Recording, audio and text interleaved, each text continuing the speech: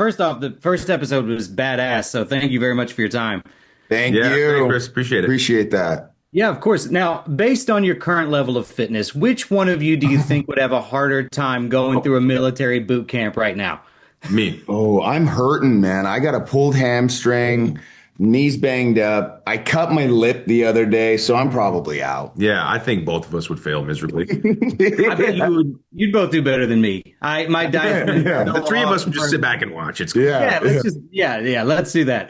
Now, both of you have played Navy SEALs and comic book characters, and I'm really interested to know how different is the physical prep between the gritty realism of a SEAL versus getting superhero shredded.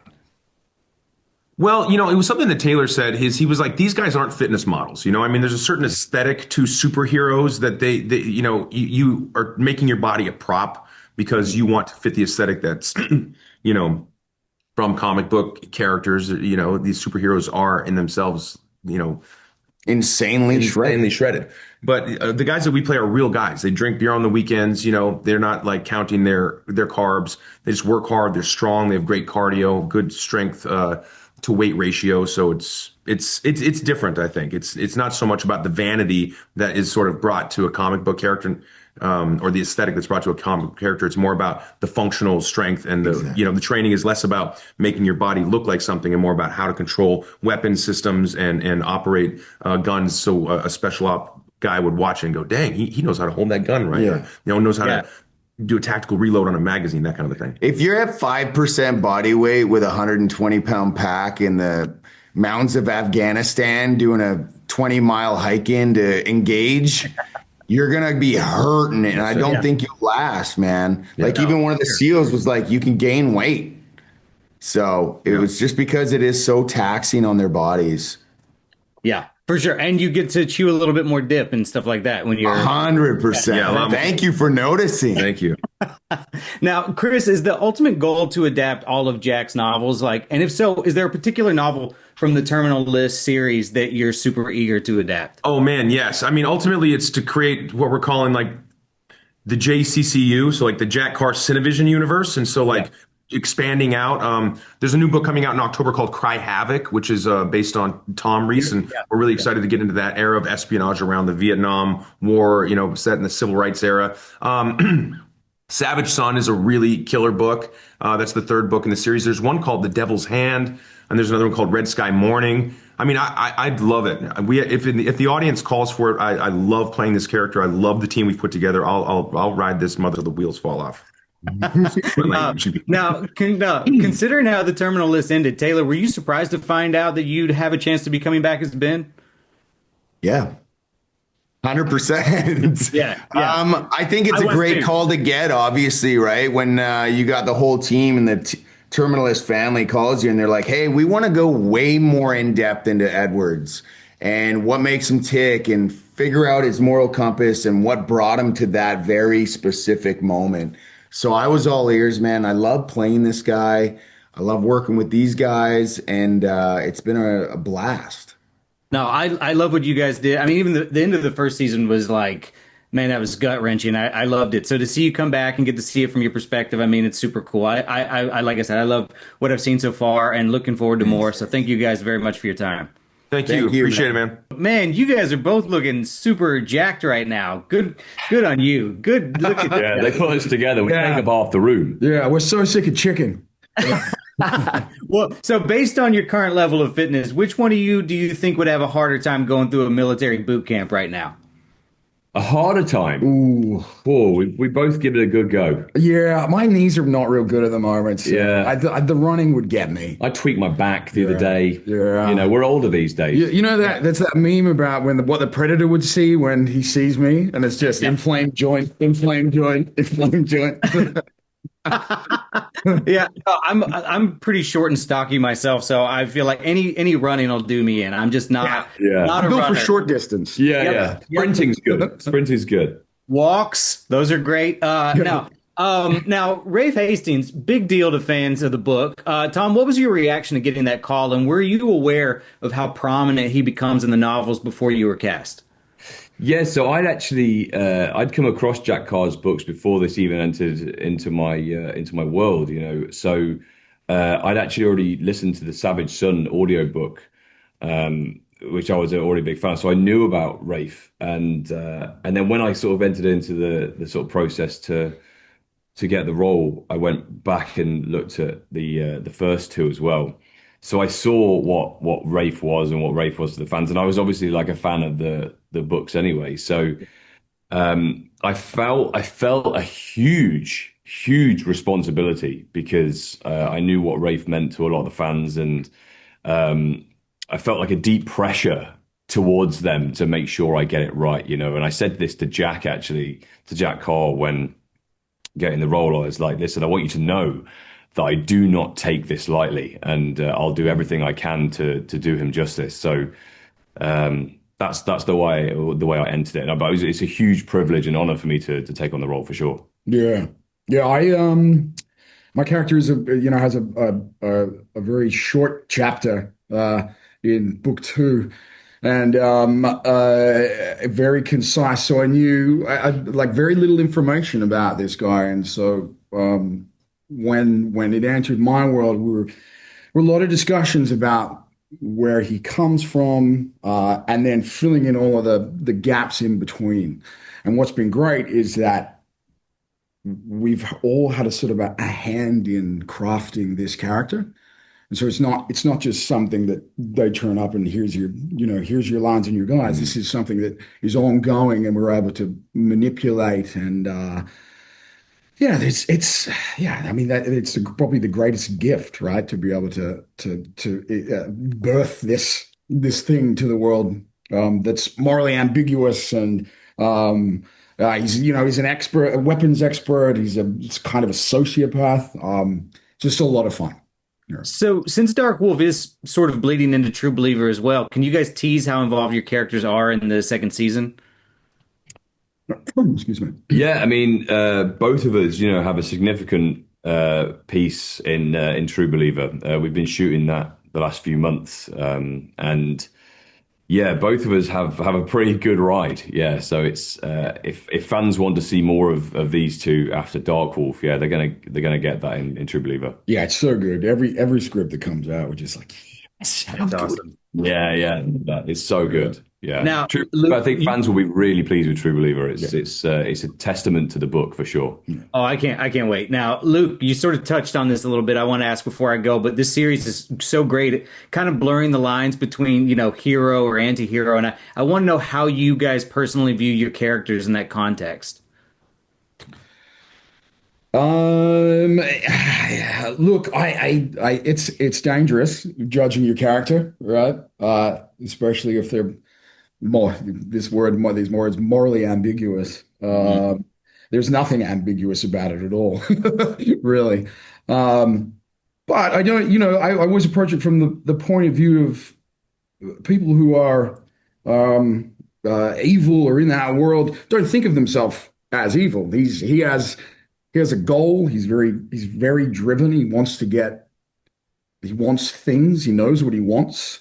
Most of all, he wants to be part of this brotherhood. That's what I always thought of Jules Landry. He's like the younger brother that won't stop banging on the door, and or the dog that won't stop humping the leg. Which is a better brilliant analogy. Yeah, it's the best for Landry. And these guys just keep kicking me away. I'm like, come on, let me in.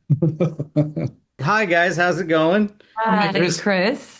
So, first off, I've seen the first episode and it's amazing. I love it. I can't wait to check out the rest of the series. But I wanted to know, based on your current level of fitness, which one of you have the easiest time going through a military boot camp right now? I mean, he's the only one really going through military. Yeah, and I'm way past that moment. And I'm in between.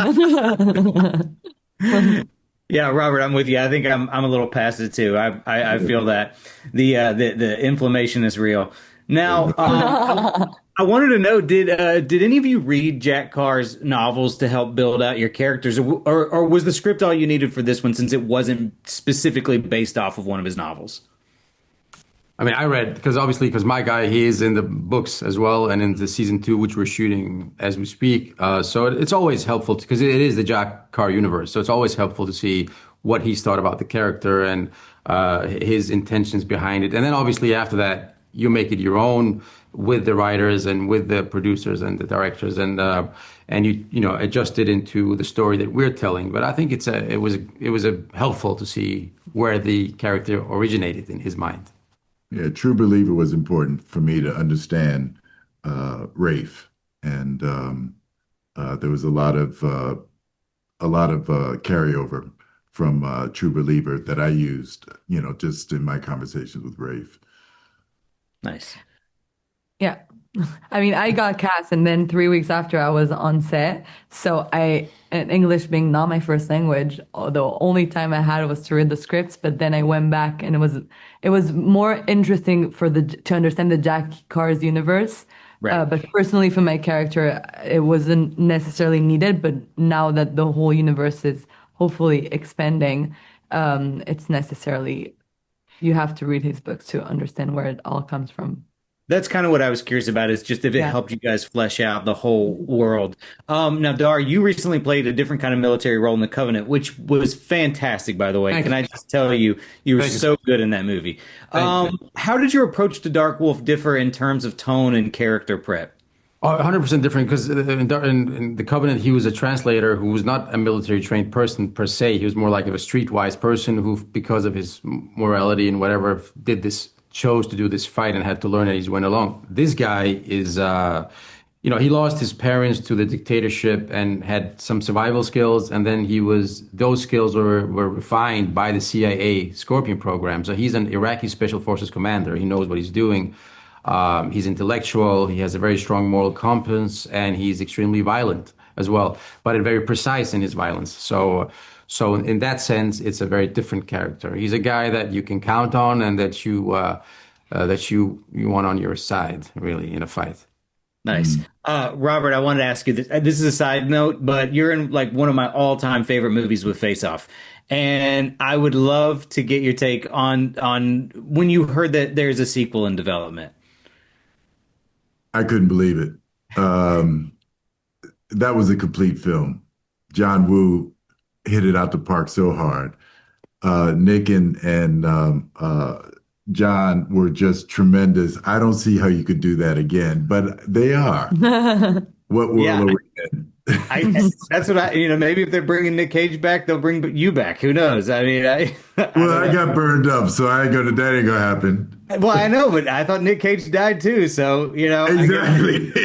I guess anything's possible. No, last question to bring it back around to the show, but I wanted to ask you guys, how do your characters see themselves, in this narrative? Do you think that they feel like they're heroes? I'm interested in your take on how they kind of see their place in the world they're living in. That's a very good question. That's a great question.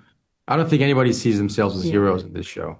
You know what? And we're influenced by the military men around us who are the most dangerous men in the room, but they're most humble and kind men you've ever met. And I think you start off by trying, you want to do the right thing. But at the end of the day, you're fighting to complete the mission, but also for the brothers around you. So I think they try to do the right thing, but their guidance is more loyalty towards the people around yourself than trying to be a hero. Or, they're loyal to their brothers, and they will do what it takes to achieve the missions that are set ahead of them, and then hopefully this will make the world a better place. But there are no heroes. I'm going to play devil's advocate. Go ahead. Interesting question. Jed, after 20 years working in Black Ops, he starts to believe his own press. And he thinks he can actually be a hero so he actually has succumbed to the thing that he's been holding people a sense of power, sense of he can do it himself. And that's a fatal flaw. That's the Achilles heel. And so we see him step over the edge, and we watch Ben, push him over. So it's an interesting question. Because I was of the thinking that we weren't heroes, but in fact, he took the pill and thought he was. Well, yeah, in a world where, this is the theme of the whole show. Like in a world where there are no real rules or boundaries. You set them yourself. And you're thinking you're doing the right thing. So if you're the boss, right, and nobody's setting the rules for you, and you push your own boundaries, at a certain point, I think you reach a point where you know better than everyone else in your own mind. So your solution is the right solution, even though everybody else doesn't understand it. And I think that's that's the dangerous move into the darkness. Right. Yeah, absolutely. I love that answer. I believe I've gone over on my time, but thank you guys so much. All right, I really cool. appreciate it. What's going on, guys? How's it going? Good to see you. Now, I've seen the first episode so far, and I love the show. I loved the first season. I want to know, Jack, does working on a story like this, one that didn't start from a novel first, does that make you want to flip it and write Dark Wolf as a book? Yes, yes, novelization is part of my plan, and I'm writing this other book called Cry Havoc, which is James Reese's dad, Vietnam, 1968. And I plan to be done with that on December 1st of last year. But I'm writing every single character and every single line through the lens of 1968, which really made it a historical thriller. And I did not anticipate how much time that was going to take. So hence the book coming out October 7th, available for pre-order right now. And but it was supposed to come out in June. But my plan was to write a novelization based on the scripts and figure that piece out and have a book launch in conjunction with the show. I think that would have been really fun to do. So I have a new plan, though, but I'll keep that to myself for right now. But a new plan for doing that as we move towards a possible second season of Dark Wolf, because once you get to the end, you'll realize that there's more road to go down here as we explore the Ben Edwards character. Well, I want to say on the subject of Cry Havoc, which I've heard about, I'm excited about. I wanted to know, Jack and David, if Cry Havoc ever got adapted, who's your dream casting to play Reese's pops? You know, you can't ever say that, because then if it doesn't become that person, every other question you'll ever get till the end of time is like, you're disappointed that so-and-so is not playing Tom Reese. So we got to keep that close hold. All right. Well, Jared, you've worked with Chris Pratt across a few films now, Jurassic World, Tomorrow War, Terminalist. How has the dynamic between the two of you evolved over time? We don't really like each other, and so it's just He's not a likable guy at all. Not at all. It's tough. No. Chris, as we all know, is an amazing human being, and I've been blessed to see him from his Parks and Rec days to where he's at now, and just the human that he maintains and the person that he is, his soul is amazing. But to watch him go from Parks and Rec, and that style character to the Terminalist and just see him transform and become James Reese has been amazing, and to see the time and effort he puts into it and to capturing that, much like Taylor has with Ben Edwards, and being able to see Taylor Kitsch become Ben Edwards and bring him to life has just been, he did such a great job that we now on this spinoff, and have Dark Wolf. That finale was so good between the two of them. I just loved it. And I think Chris is just so underrated as an actor. I think he's fantastic. Now, I want to know, I'm assuming the ultimate goal is to adapt all of your novels, Jack, to a series. And if so, I wanted to know, is there a particular novel from the Terminalist series that you guys are super eager to adapt? Well, I think there's the fan favorite seems to be Savage Son. If I'm to go off feedback, Savage Son and Red Sky Morning right now are kind of the two fan favorites. And Savage Son really just lends itself to a film. And we can always do it as a series, but it really lends itself out of all the books to a film. And so I'd love to see us experiment with that and bring something to the big screen, because we saw the first episode last night in a packed theater on the big screen, and most people are going to see it on smaller screens. But on the big screen, it was incredible. And it was just such a different experience than how I'd seen it up to this point, which is on a much smaller screen. So we're essentially making movies that people watch on television, and to actually do one that's now made for the big screen would be incredible. And Savage Son really lends itself, my third novel really lends itself to as far as acts go and the action goes and the story goes, to an hour and a half, 2-hour film. Yeah, we have a term for it. We call it Cinevision. Chris and Antoine coined that season 1. We decided, with so many people who kind of came out of movies and moved into streaming and television, that we would, in effect, create a hybrid. So we shoot these shows as we would shoot a film. It's called studio mode. It takes a lot more time, a lot more lighting, a lot more equipment. Grip and Electric, very busy. Our crews are amazing to pull this off in the time that we have. But they really are movies that are made on a TV schedule and budget.